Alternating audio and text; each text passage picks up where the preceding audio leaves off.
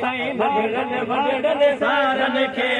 शाक़ीक़ हुसैन जी शादी लख मुबारक प्यारन खे शाक़ीक़ हुसैन जी शादी लख मुबारक प्यारन खे लालण साईं साहिब ज़ादन लालण साईं साहिब ज़ादन नगड़न वगड़न सारन खे साईं नगड़न वगड़न सारन खे साईं नगड़न वगड़न सारन खे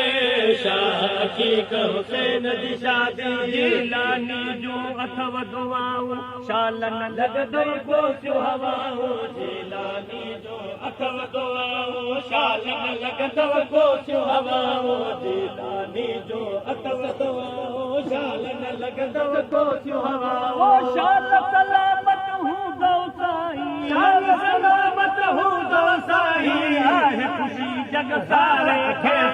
आहे ख़ुशी जग वारन खे साईं आहे ख़ुशी जग वारन खे साईं आहे ख़ुशी जग वारन खे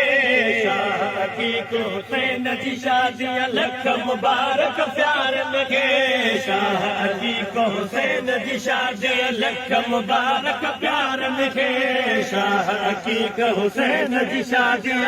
रसल दे दिल बर लाऊं जीलानी जूं अथई दुआऊं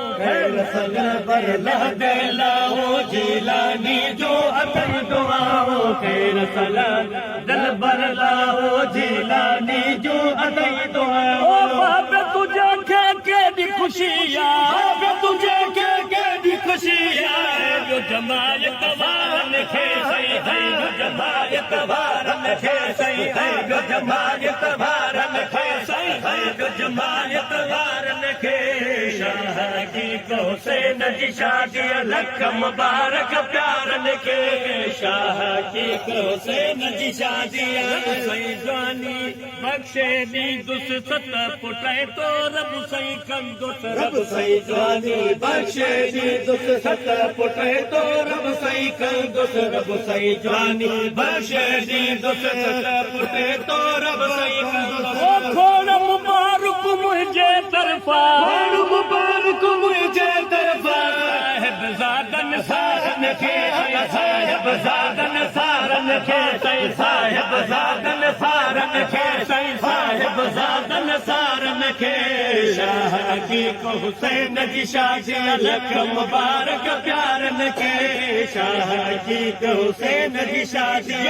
जमायत वारा आया लाया आवाजा थी सजाया जुमिल जमायत वारा आया लाया आवाजा थी सजाया जुमिल जमायत वारा आया लाया आवाजा थी सजाया केॾी ख़ुशी आहे शादी तुंहिंजी जी केॾी ख़ुशी आहे शादी तुंहिंजी जी जान बजी अजियारे खे साईं जान बजी अजियारे खे साईं जान बजी अजियारे खे साईं जान बजी अजियारन खे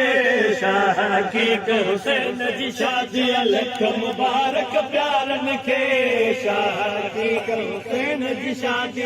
अब्दुल लतीफ़ा सहरो ठाहियो काज तुझे में आहे गायो अब्दुल लतीफ़ा सहरो ठाहियो काज तुझे में आहे गायो अब्दुल लतीफ़ा सहरो ठाहियो ॾाढी ख़ुशी आहे तुंहिंजी शादी जी ॾाढी ख़ुशी आहे तुंहिंजी शादी जी मुहिब में थामूं ॿारन खे साईं मुहिब में थामूं ॿारन खे साईं मुहिब में थामूं ॿारन खे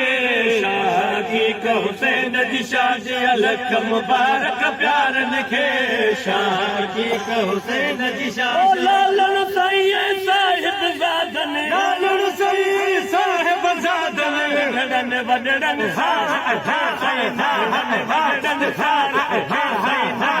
वॾड़न सारन खे शाक़ीक़ हुसैन जी शादी